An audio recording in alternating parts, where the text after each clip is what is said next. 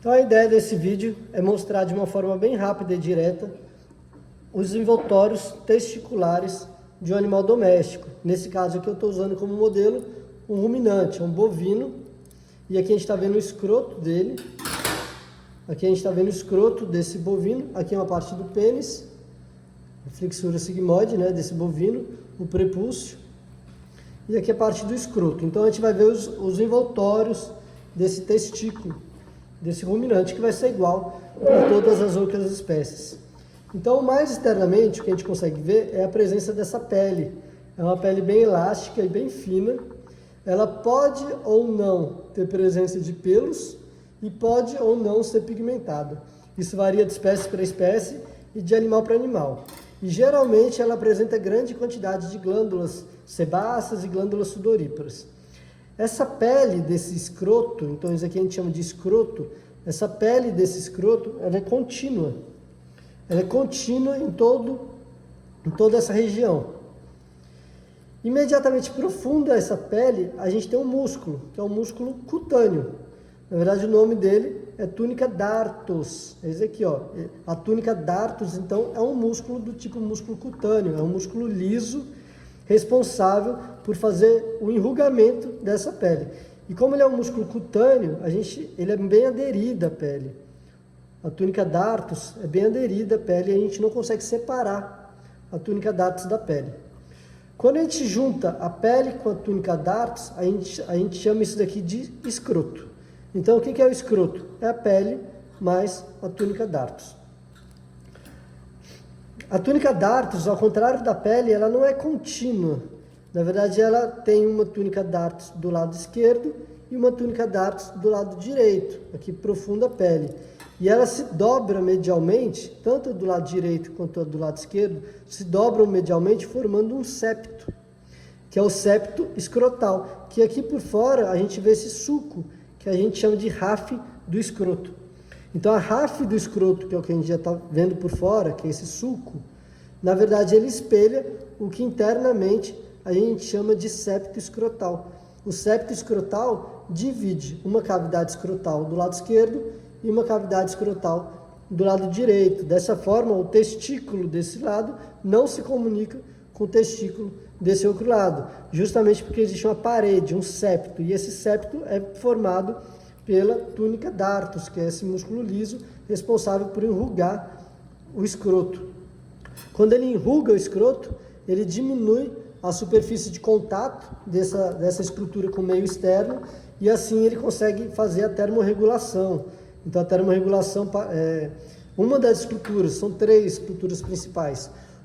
A primeira delas responsável pelo enrugamento do escroto é a túnica dartos. Profunda a túnica dartos, a gente tem a fáscia espermática externa. Então a gente consegue ver aqui, ó, profundo a túnica dartos, a gente tem essa película aqui, ó. Essa daqui é a fáscia espermática externa.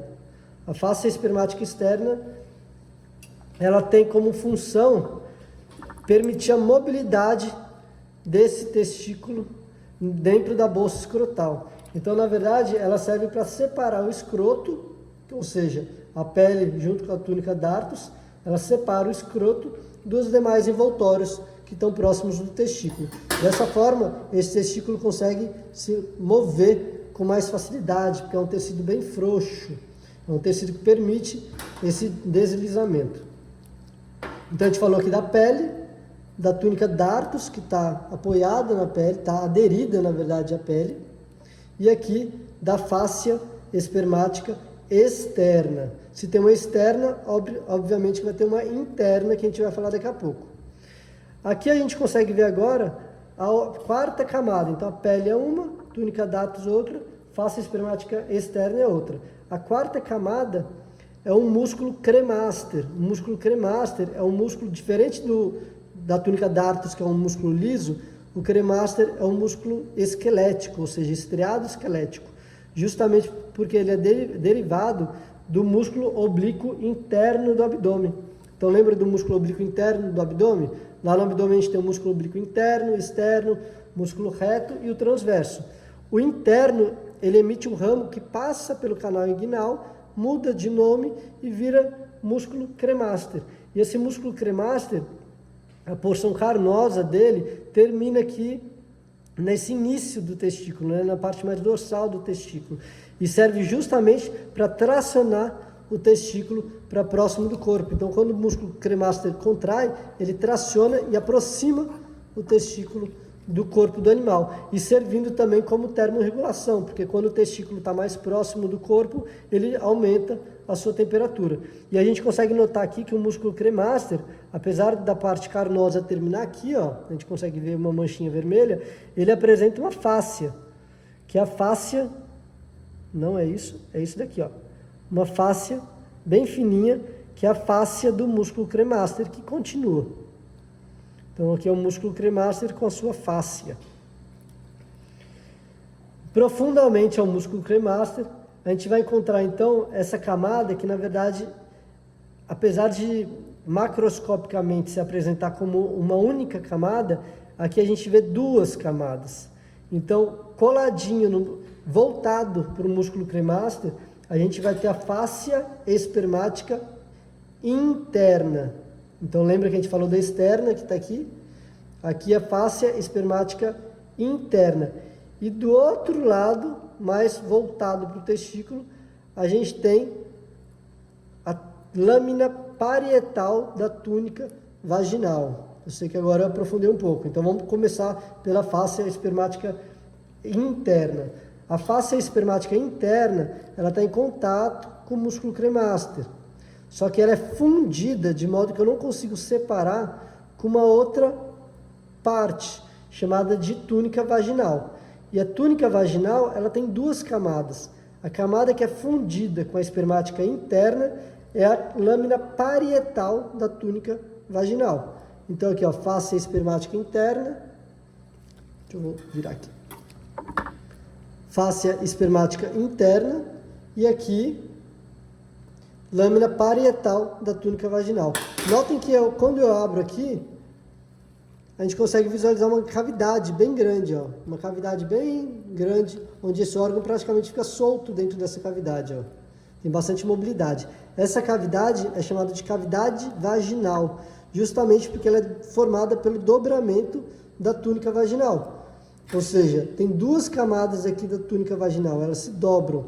Essa mais externa, fundida com a fáscia espermática interna, a gente chama de lâmina parietal da túnica vaginal. E essa, por sua vez, mais próxima do testículo, a gente chama de lâmina visceral da túnica vaginal. Entre a lâmina parietal e a lâmina visceral da túnica vaginal, a gente vai ter a cavidade vaginal. Notem que a lâmina visceral da túnica vaginal, ela envolve o testículo, ela envolve o epidídimo, ela envolve o funículo espermático. Então ela está mais aderida a essas estruturas, tá? Um pouco mais internamente, apesar de parecer bem aderido ao testículo, a gente consegue separar isso aqui em duas camadas. Uma que é completamente aderida ao testículo e a outra que é a própria lâmina visceral. Então, deixa eu pegar essa camada aqui, que parece uma só, mas na verdade a gente consegue ver duas aqui. Deixa eu virar.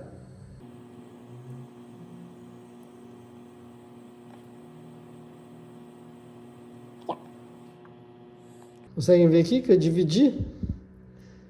Eu dividi em duas porções. Então, essa que a minha pinça está tocando, que é a mais externa, é a que eu já tinha explicado, que é a lâmina visceral da túnica vaginal. E essa mais interna, completamente aderida ao testículo, a gente nem precisa falar que ela é um envoltório do testículo. Na verdade, ela é uma cápsula do testículo. E a gente chama ela de túnica albugínea. Então, ela não envolve o testículo, ela faz parte do testículo. Essa aqui é a túnica albugínea. É na túnica albugínea, que é essa mais colada, deixa eu virar para cá. Então, ó, aqui, lâmina parietal da túnica vaginal, lâmina visceral. E aqui eu separo em duas camadas. Essa é a lâmina parietal, visceral, desculpa. Essa é a lâmina visceral da túnica vaginal. E essa camadinha aqui, é uma cápsula fibrosa que envolve o testículo, que a gente chama de túnica albugínea. Então, a túnica albugínea, ela está completamente aderida ao parênquima testicular. Então, para eu separar a túnica albugínea, eu obrigatoriamente tive que lesionar esse parênquima testicular. É na túnica albugínea que a gente encontra a passagem dos ramos das artérias, da artéria testicular e das veias testiculares. E a túnica albugínea, ela também invagina aqui para dentro do parênquima, formando os lóbulos testiculares. Então, ela é completamente aderida. Para a gente fazer essa divisão, essa separação entre túnica albugínea e lâmina visceral, a gente tem que ir bem com calma e separando com a pinça, porque elas são um pouco aderidas. Então, a gente tem que ir separando bem devagarzinho, porque elas são delicadas e acabam rasgando. Então, aqui a gente consegue ver todas as camadas que compõem os envoltórios testiculares. Então, se você entendeu tudo, você pode parar por aqui. Eu vou fazer uma revisão rapidinho, focando uma em uma, só apontando uma a uma. Pele,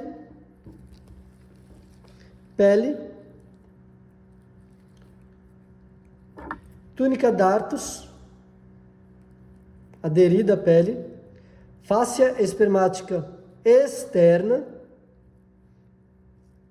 músculo cremaster, junto com a sua fáscia. Nessa camada, a gente tem, voltado para o músculo cremaster, a gente tem a fáscia espermática interna. Aqui, ó, fáscia espermática interna. A outra face é a lâmina parietal da túnica vaginal. Aqui é a lâmina visceral da túnica vaginal, e entre as duas a gente tem a cavidade vaginal. E aderida à lâmina visceral da túnica vaginal, a gente tem a túnica albugínea. A gente tem a túnica albugínea, que por sua vez é aderida e faz parte do testículo. Então ela emite ramos para dentro, emite septos para dentro do parênquima testicular.